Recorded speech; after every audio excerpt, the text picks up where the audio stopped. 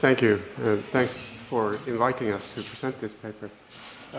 Yes, so as you just said, so this is a collaborative effort with quite a few co-authors. So it's Philippe, Céline Antonin, who's at Sciences Po, Luc Paruskevich, and Raphael Vargon, who are graduate students at PSE.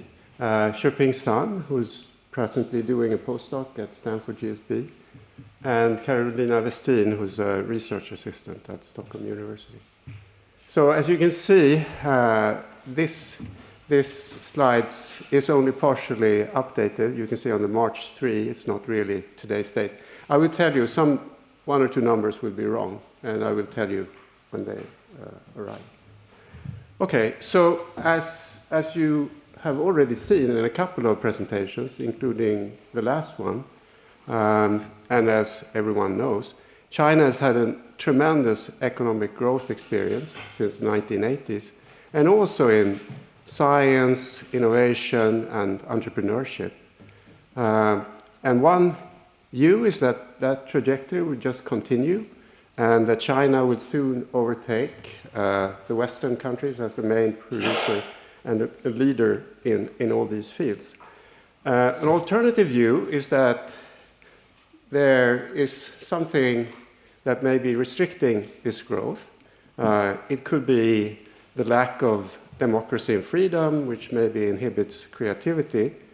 And also it may be that China cannot really move from the imitation-based growth to a growth based on innovation. So here are just some figures, and I'm just going to skip through them, this one quickly. This is just in patents. You can see how the number of Chinese patents overtook US patents in 2015. And this is the same typograph for scientific publications. So this is based on our data, which is from Scopus, which is Elsevier's bibliometric database. So the blue line here is China, and it's just the number of publications, scientific publications, per year. And you can see that it's just now overtaking the US. The orange one is all European countries. So, so of course we want to adjust for quality here. So this could just be a huge number of low quality papers, but that turns out not to be the case. So the blue line is still China, and now we're looking at the papers which are the top ones cited by field and year. And the blue line, as I said, is China, which overtook the US in these top cited publications in 2018. And as you can see, both in particular the US, but also the European number of publications in the top 1% is falling, partly because of the crowd out from the Chinese publications. Okay, so, and I should also mention, in relation to Pierre's work, that part of this is the exponential growth in these top cited papers is that even though there is a bias against the Chinese papers, as we just saw, in citations from the US, the home bias effect is much, much bigger.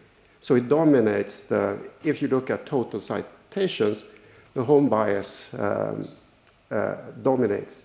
And of course the home bias becomes more important as the total number of publications in China grows. David, these are just not all journals, but some top journals, because there's lots of Chinese journals of low quality, I guess. So these are individual papers which are in the top 1% cited. But as you were saying, so maybe citations to the papers. We also have results on citations, top 5% cited journals, and those figures look similar. I will show you in a while. So you may wonder, we see this exponential growth, but we also know that the Chinese research community had become increasingly integrated with the US. And many Chinese researchers go to the US and learn and come back. So we want to know how big is of this curve, like the 1%, can be attributed to cooperation with US researchers. So just the first very aggregate look at the data, you can see, so here we're splitting up the top one cited papers into those which are with a Chinese paper without an American co-author and just the overall. So the overall is the orange line, and the without American co-authors is the purple line. So you can see of these top ones cited, the number drops from 2,500 to 1,000 or maybe 1,200. So roughly half of them are with US co-authors. Of course, we also do the same thing for American authored papers. That's the blue line comparing the blue line to the green line. You can see that a lot of the papers in the top journals that are published by Americans are also co-authored with Chinese, but the difference is much smaller. So here's to your point. Now, instead of looking at the top 1% cited papers, we look at the papers which are published in the top 5 cited journals within field and year. And there you see an equally large gap between the papers which are authored by Chinese overall and those who are authored with Chinese collaborating with Americans. The color of the lines are the same here, so you compare the orange line with the purple line for the Chinese with and without Americans, and the blue with the green line for the American authored papers with and without Chinese. Okay, so, but this is just, they work together with Americans and then they publish in top journals. But given that China is now such a scientific powerhouse, how important are really the Americans? Maybe if we take away these American co-authors, maybe the Chinese can just now find other Chinese co-authors which are of similar quality. So it may not be, this is not a measure of dependence, it's just a measure of collaboration. So we aim to look at the effect of what is the impact of the co-authors by looking at an exogenous shock to co-authorships, namely the so-called China Initiative, which was launched by the Trump administration in 2018. And the focus, the stated focus of this program was to counter Chinese economic espionage. But in practice, it became a much wider effort. And in fact, if you look at the Department of Justice cases, none of them are about espionage. They're mainly about people who didn't disclose that they also received some grants from China, or that they were on a program like the 1,000 Talents program, a big program to repatriate Chinese researchers who'd been in the US for a while. So in practice, the China Initiative meant more complicated administrative procedures, reduced access to funding, and exclusion of targeted researchers from the US. And we would use this as a natural experiment to look at what happens when you get this exogenous separation of co-authorships. And it's just massive. We can see it in the data. So the blue line here are the number of papers that are co-authored. It's the papers co-authored. The blue line is co-authored between Chinese and Europeans, and the orange line is co-authored between Chinese and Americans. And you can just see the enormous dip in 2018 in the US-China joint papers, and there's no corresponding dip in the China-Europe collaboration. So American is somebody who's in the US? Yeah, affiliated with the US institution in their publication. The sum is roughly constant, no? Sorry, the sum... The sum of the two? At the end, At the end. No, I think it's dropping overall, but the increase in China, European is basically linear. And and then you see this drop in the US. Okay, so we want to know, how did this China initiative impact Chinese science? Or more precisely, how did the publication trajectory of the Chinese who were previously, before the China initiative, were collaborating with Americans, how did their career trajectory in terms of number of publications, number of citations, impact, differ relative to the Chinese who were co-authoring previously with the Europeans? Do you think it's surprising it happened so quickly? Because you think Yes, yes. it would take a little bit longer? Yes, but I mean, partly I think that's an economics point of view. In other sciences, the publication lags are much shorter. But we were surprised. We were also surprised at the size of the effect. Because if you look at the Department of Justice and other, like the MIT review has done like a listing of all the cases relative to this program, there are quite a few, but it's not in the thousands, in the tens of thousands. So we were surprised that this policy still seemed to have such a big impact. And as you said, well, the quick. publication lags in economics are terrible, but then between submission and publication, but the lag between starting research and publishing is still could be quite Right, yes. I agree, but I've seen other papers looking at, for example, the effect of having a child on publication, and it seems that effect is also quite rapid. So it's surprising, but this is what the data looks like. Yeah. Okay, so this, of course, relates to a number of literatures. So that people in this room have contributed to, and that this group of specialists know well. So I'm just going to go through them quite quickly. So one is the imitation versus innovation-led growth. The other one is the Chinese catch-up and work on China-US collaborations. Specific work on China initiative here, I think the work of Rushia and co-authors is particularly close. So they look at the effect in one specific area, namely medicine, and they look at the effects of on the US researchers of this separation. Then there's also work on innovation and research networks and some econometrics work. Okay, so I'm going to first talk about data and methodology, then the results, and then I will conclude. So we use data from Scopus. So Scopus is one of the big bibliometric databases. It's managed by Elsevier. So it's similar to Web of Science or Microsoft Academic Graph. It contains around 43,000 journals, 78 million publications, and 16 million authors.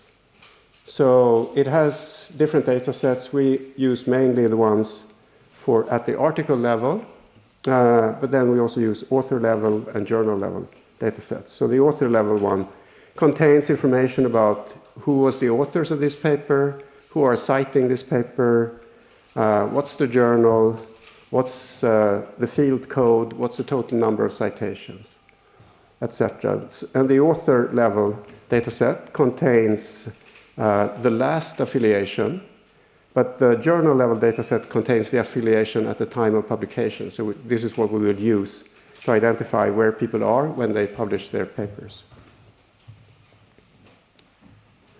Okay, so importantly, our sample.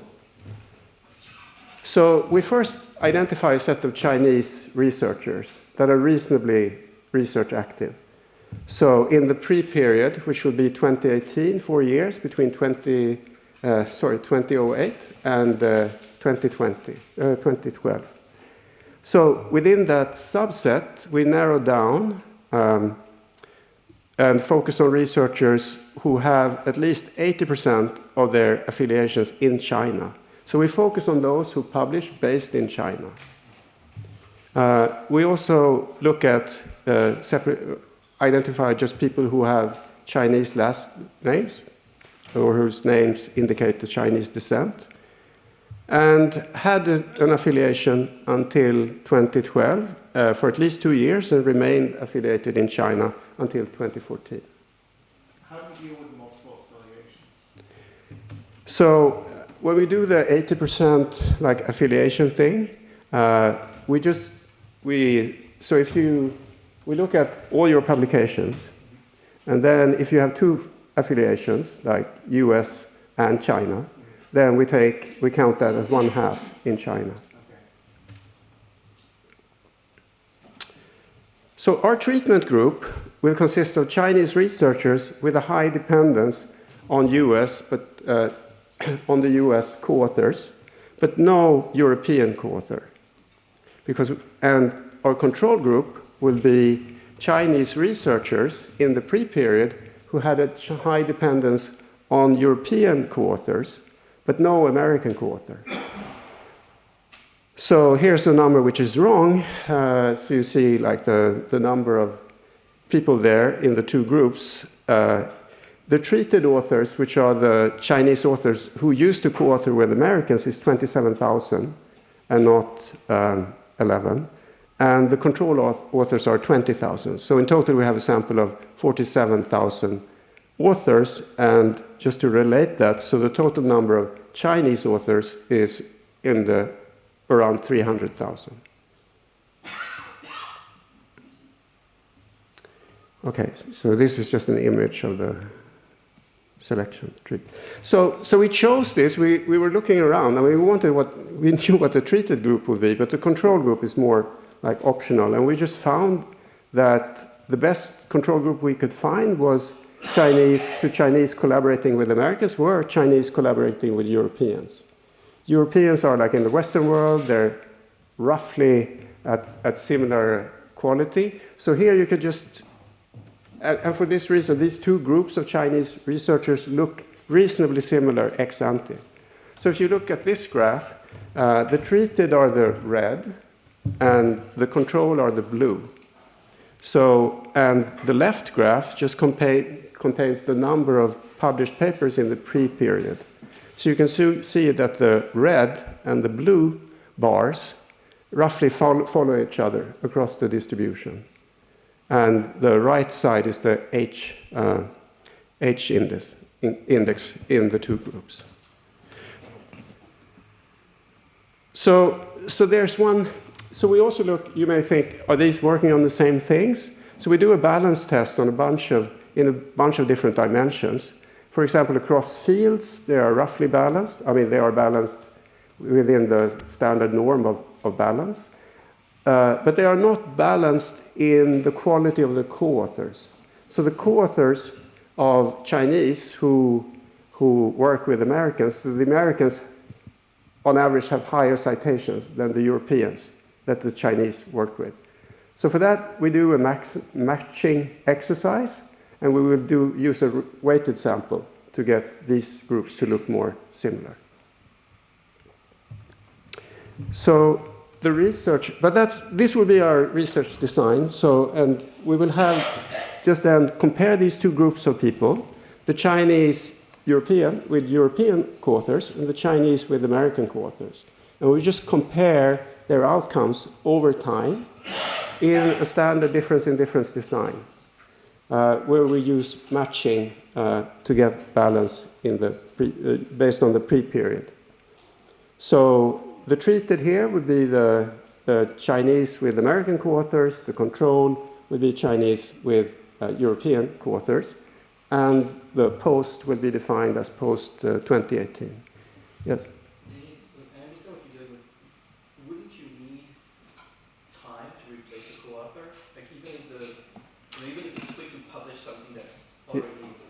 Yeah. To initiate a new collaboration with a substitute co-author even locally, start something, then publish it, that might take a lot of time. And you're shocked in 2018, and we have COVID. Yes. So you will see how. Yes, I agree with that, and we were concerned. But as we saw in the data, the effects seem to be relatively fast. But I agree that in the long run, one would like to follow up and see if the gap that we will find will close over time. But it doesn't look so if you look at the time trend for the time where we do have data. But I agree completely. We will also look at the number of new co-authors, etc. Right. So this is the design. It's a simple design comparing these two groups. What's the development over time? So we don't find any significant effect on the total number of publications. So these two groups just continue to publish at the same rate. No significant difference. But once we look at quality, there's a very different effect. So here's just the effect on the total citation count. So the dependent variable here is the number of citations that you get for the papers that you publish in this year. So you can see that this has a dynamic effect, and it seems to be increasing over time. Maybe because of lag things, maybe this gap will eventually, if it takes time, it will close, but this is what we see in the time window that we can investigate. So just to put this in perspective, the average number of citations in the pre-period is around 100. So this 10 here means like a 10% drop in the citations of the Chinese authors with American co-authors relative to the Chinese authors with European co-authors.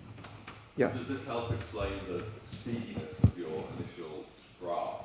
Because it may not be so much in the research amount happening, but people are just not citing those papers so much as they used to because of this. Maybe it's the animus thing that Pierre was Right, but we find the similar effects if we only look at citations from Chinese authors. Oh, that's interesting. I was thinking, the typical European country is much smaller than the US, right? And citations have a local component. I mean, there's a gravity. We talked about this. Right? It's kind of a gravity aspect to citations, and so you would expect there to be kind of more missing US citations than German citations or French citations. And so I think you really want to think about where those citations come from to think about decrease. Yeah, I'm not sure whether we have it in the paper. We'll be sure to put it in because we did do this. We did look at, omitting US citations and European citations, just looking at Chinese. So the effects are there in all these subsamples, but thanks for the point. We will include it. Yeah. I'm not sure I understand this graph. Does it compare the US collaborators with European collaborators? It's all the output of Chinese authors. Yeah. So we have this sample of 47,000 Chinese authors. 27,000 of those Chinese authors collaborate with Americans. We compare those Chinese authors' output with the 20,000 that collaborate with Europeans. So that's those two, the difference in. What are these numbers? So the number means that after 1 or 2 years after 2018, on average, the Chinese Americans had a 10% lower citation count relative to their pre-level citation count and relative to the change in the citation count for the Chinese with Europeans. It's a difference in difference. Difference in difference. The difference of citation. Difference in difference. Yes. Yeah. Okay. So here it says publisher. It's effect on the quality publications. Here, instead of looking at the number of citations, we look at the papers that are published in the top 5% cited journals, like the top 5% journals. And there you see a similarly large or significant effect. So the average for this variable in the pre-period is around 0.3. So again, like a 0.05 is a big drop. Of course, it's much more difficult to publish in these journals than the average one. So how does this come about? So here we instead switch. So now the dependent variable is the average H index of these people, of the co-authors of these people. So we look at all the published papers, and then we look who are the co-authors, and we take the average, compute the average H index of those. So you can see here, that's a measure of the quality of your co-authors. So you can see that the Chinese with American co-authors, the quality of their co-authors fell relative to that of the Chinese with European, who were collaborating with Europeans. And so we believe that this is like where the effect is coming from mainly, that they can no longer sustain their US network, and for that reason they publish less well. So what do those numbers mean? What's Minus one is like an H index. I try to remember what the average H index of a co-author is. But it means you have an H index which is computed as the number of, the definition. Yeah. Are they replacing them with Chinese with local co-authors, or? Yeah. Yes. So they are. So here you look at we're just looking over time at the number of new co-authors. We're comparing again, like to the left is just the total number of new co-authors in the two groups. So you can see that there's no difference. So they are getting as many new co-authors in the treatment as in the control group. But what is happening is that that they're losing American co-authors. So that's what you see, or actually not getting any new American co-authors. So we look at the new co-authors here, and we're comparing. This is a somewhat more complex regression. So here we're comparing the number of new American co-authors of the treated compared to the number of new European among the control. So you can see here that they have the same number of new co-authors, so they're substituting, but they're losing American new co-authors, so they're substituting. We can also see in the total publication output that there was no difference. One version, I'm trying to square that with the falling H index. Mm-hmm. One reason why you have a low H index maybe is you're young. Right. So one version is I'm losing US co-authors and I'm replacing it with grad students or postdocs in my lab. Mm. And those are going to have low H index, because relatively low H index because they're just young. Mm. Is that? Yeah, we could look at that. So, of course. Lab science and knowledge, you have lots of things, you have lots of different fields here. Yes. Yeah. How are you? So suppose we do that. So suppose we get like the H, and we find that the H index thing is mainly because they're using like more lab or junior people, and then that's interesting because then maybe over time this is like an investment. Is that how you're thinking? Just Yeah. or just dissecting. Right. Yeah. How many fiddles does it take to make a Stradivarius or something like that? Right. The concatenation of tasks. Yeah. Is there a possibility of controlling for the fact that most likely American authors have a higher H index with this at the same level of quality of research, just because they have a network and they cite each other more? Yeah. So. H index might be an imperfect measure of quality. Right. So what we do, so we use an estimator called the doubly robust estimator. So there we try to match. So what we do, in fact, is we re-weight the sample, but it's very similar to a matching process where for each treated author with a co-author of a certain quality, we match this person with a control author with a co-author of a similar quality in terms of total number of citations in the pre-period of the co-author. So, and then we also control linearly for those things. Yeah. Okay, so what we find then is that this major drop in the number of collaborations between Americans and Chinese authors seem to have no effect on the total output measured in number of publications, but a big impact on the quality of the publications of these treated authors. So we find this both when we look at the total number of citations and the total number of publications in top journals. We also find a negative effect on the quality of co-authors. All right, and this is, it's a minor point. So the next thing we do is we look at the heterogeneous effects. So who are the Chinese authors who are most affected by this reform? What characterizes them? And we do it in 2 dimensions. One is just the average quality of the authors. So we divide them into 3 tertiles, just in terms of the total number of citations that they have in the pre-period. So we look at the 1 is the least cited in the pre-period, 2 is the middle group, and 3 is the most.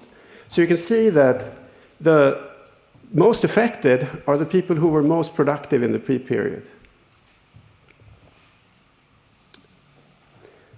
So we also look at across fields or research areas, because it's reasonable to believe that how easy it is for you to substitute one co-author for another depends on how many leading co-authors there are in China versus the US. So if there's like some area where the US is not very dominant, it's easy for you to substitute a co-author of equal quality. But if the US is really dominant, then it's much more difficult. So, so we define a US-dominated topic as a topic for which over half of all articles published in the top 5% journals include at least one US authors. So, and then we interact that with our treatment effect. That's the triple interaction here, treat times post times high US. High US is a dummy for a US-dominated field.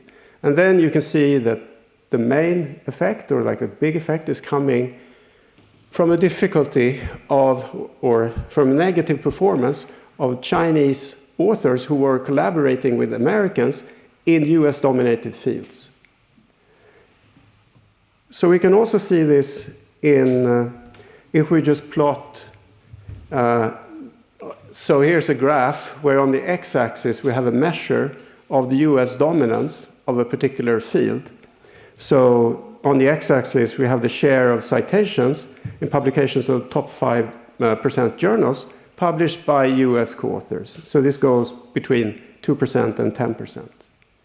And on the y-axis we have an estimate of the impact of the China initiative on, to the left-hand side, the number of publications for the treated researchers, and on the right-hand side, publications in top journals. So when we do this split on the data, we see even for research output measured in quantity, we see something for the fields where the US is most dominant and where we think it's most difficult for the Chinese authors to substitute to other outside of the US co-authors. And you can also see to the right the same effect for like these top publications. And so here we have chemistry as one of the fields. So you can see that there we see quite a big effect and quite a large share of US papers. David, I was wondering if you could maybe leverage the type of collaborations, in particular leverage the order of authorship in your collaborations in the pre-period. So, you know, like there are 2 extreme models of US-China collaboration or Europe-China collaboration, right?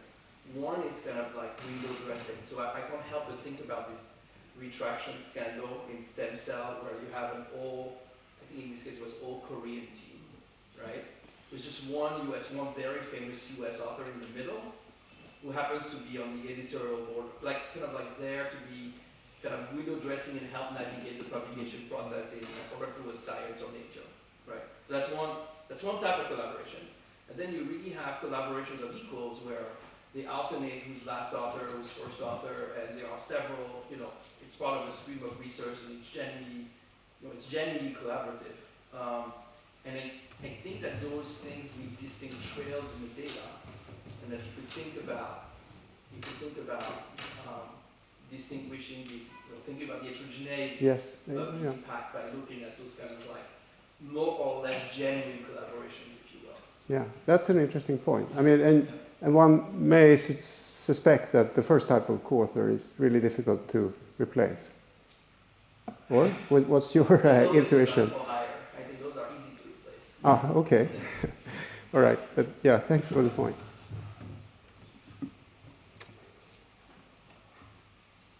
All right.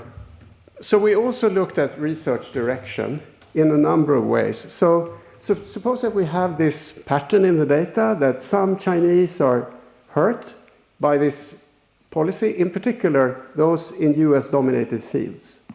Then we can see that their citation drops. So one way to accommodate is to get other co-authors, but you can also switch fields, in particular if you're in one of these US-dominated places.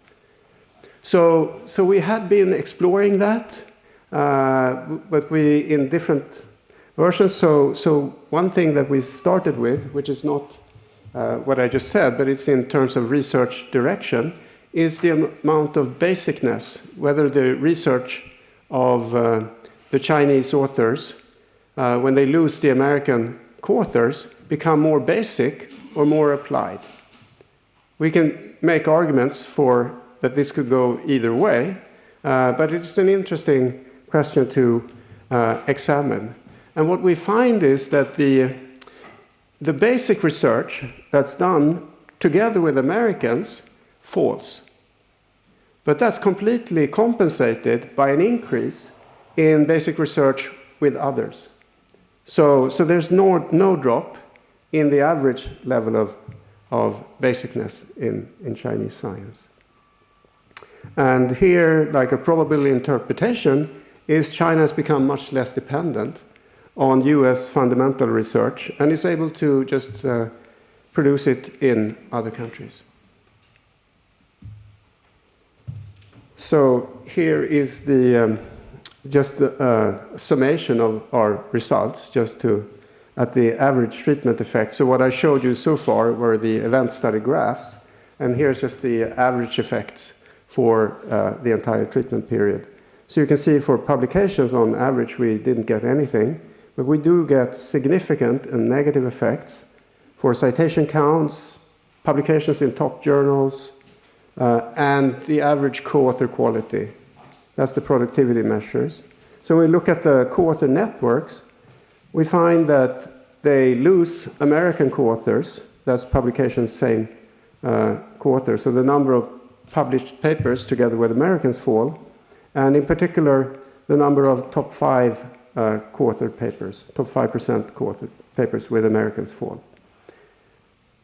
And we also saw that there's no difference between these two groups in the number of new co-authors, but we do see a drop in the number of American new co-authors of the treated Chinese.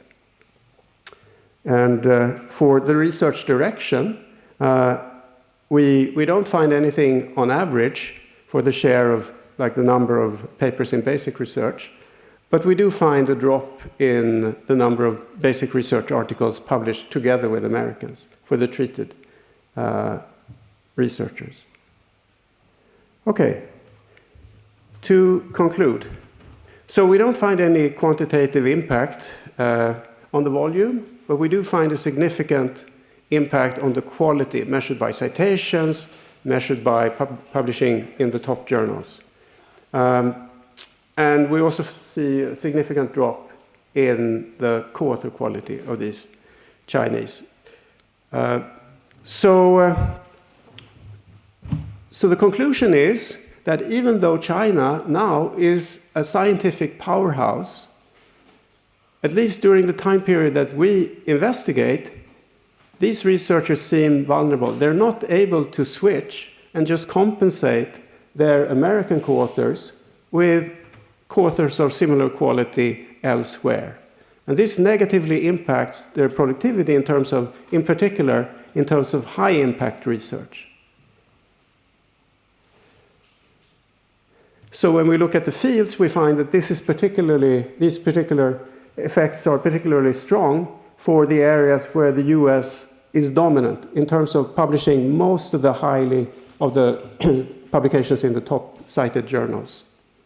We also find that those who are most affected are the most productive Chinese authors. So this is the first time we're presenting. I mean, Philippe has presented this paper, I think, once or twice, but this is, no? All right. All right, okay. But so we're really like looking for, it's a great time to have input. So I'm just, before that, let's take questions. Yeah, you had a question? Yeah. What if the US is the treatment group? What's the effect on the US research? Is it a zero-sum game between China and US? Yes, I mean, so the thing is that China is not, even though we see this spectacular rise in Chinese output, even in the top one cited, they're not dominant. I don't think in any of the subfields that we are investigating. So and you saw that the effect was mainly in the areas where the US is dominant. So I think it would be easier for Americans to substitute, but at the same time, there is the work of Rushe Jia that I mentioned early on. She looks at the American and how they are affected, and she also finds that in the field of medicine, their scientific output is also negatively affected. So, of course, that's an interesting question that we would want to explore. In general, one would think that any cutting of possibilities, like here, would reduce output. And how much just depends on the substitutability.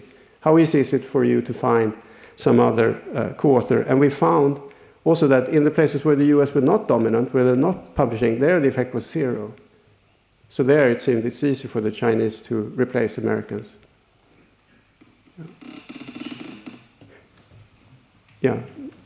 Do you think it's if you look at this 2 years hence, do you think the same pressures that have led American scientists to drop Chinese collaborators is also going to manifest itself in Europe, or is it manifesting itself already in Europe, certainly in sensitive areas like semiconductors and so forth? You're thinking that Europeans will drop Chinese collaborations? Yeah. Do you see evidence of that? We haven't looked at this. No. That should be some fields and not others. Some fields and not others, yeah, exactly. And it's also the thing. So I think, it also depends on how you view the policy. So the part of the policy was that you can't get a federal grant or US federal money if you also have Chinese government money. And that's very US focused, but of course you could have, I'm not sure whether you have like jointly financed projects that are both in Europe and the US, and they could be affected. So we cut out the researchers who collaborate both with the Europeans and Americans for this reason. So the treatment group are Chinese who collaborate with Americans, but no Europeans, and vice versa for the control group. But I think it's relevant. So certainly in a place like Israel, right, there has been a lot of pressure to cut research collaborations with Israel, and presumably that may or may not be in your European group, but it's interesting to think about how that might play out, at least as Pierre says, in certain areas like semiconductors at the minimum. Right? Yeah. We should certainly look into that. If you remember the aggregate graph at the start, the number of co-authored papers between Chinese and Europeans was just linearly trending up even past 2018. But for sure, in sub-areas, this may be, like particularly sensitive areas, this may be an important aspect. Yeah. So I think it would be interesting to look at particularly that group of Chinese who have both US and European co-authors, because it should be easier for them to substitute because they already have the European collaborators. We would love to do that. I mean, the question, it's also, let me just tell you. So those are also very productive researchers, typically, who both collaborate with the Americans and Europeans. The problem is that it's difficult to find a good control group, like a group of other researchers who don't collaborate with Americans that look equally productive. I mean, we tried like Europeans and OECD outside, but we haven't. We would love to do that. Yeah. Yeah. Yeah. Maybe you go. You haven't. Have you tried to measure how easy it is to substitute co-authors across different fields? I would imagine that the field is very capital intensive. It's very hard to find someone in Europe or in China who can do exactly the same thing. Maybe in social science it's easier because there's no capital density involved. Yeah. No, that's a great suggestion. We have thought about it, but I don't think we have a way to measure that heterogeneity. But it's a good point. We will look into it more. Yeah. So the effect is quite sudden. I mean, it's still kind of one pattern that seems a bit counterintuitive, but maybe it makes more sense if you think about the chill already being in the air even before the formal announcement of the policy. And I think it might help to do a little bit of qualitative investigation to kind of actually talk to US researchers in fields that you would think are kind of affected and how they might have approached Chinese collaboration even before 2018. I mean, maybe the event here is like the Trump election, not the formal announcement. Yes. So that's actually something that we use. I call it qualitative. You call it anecdotal if you want. I call it qualitative. Yeah. I think people may already have done that, but we. But we do, in the econometrics, the estimator allows for an anticipation period. And we put that at 2016. So we also think that when Donald Trump won the election, people may have already realized that it was already in the cards. Yeah, especially in national security sensitive domains, like yes. you might have anticipated. Yeah, you know, we have like some measures of sensitive areas and like federal funding, trying to look at heterogeneity there, but we haven't found anything. Maybe look at DOE funding specifically, like, right? So yeah, NIH funding I don't think was particularly sensitive, but if you received, I don't know if... So we have, but we have like in the sensitivity thing, we have the defense, whatever it's called, like the government, yeah, and nuclear and some other things. So we try to look at that, thinking that the effects will be particularly large, but it's a thin slice of the data, and we can't find anything. Yeah. So there is an issue about the indicator. Of course, I understand that economists have to deal with numbers. I'm a mathematician, I don't have to deal with numbers, but you guys have to deal with numbers. But the numbers are problematic.